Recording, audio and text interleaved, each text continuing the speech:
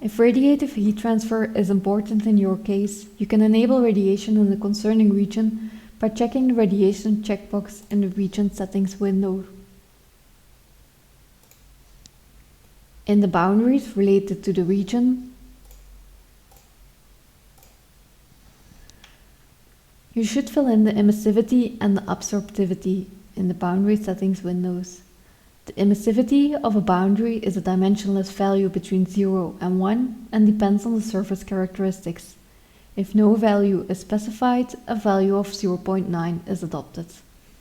The absorptivity is also a dimensionless value between 0 and 1. If nothing is specified for this value, the same value as the emissivity is adopted. If your region is of the solid type, you can also specify the absorption coefficient in the solid material properties.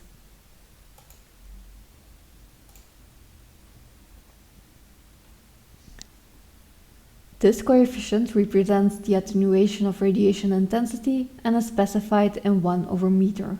If nothing is specified, a 0 value is taken by default.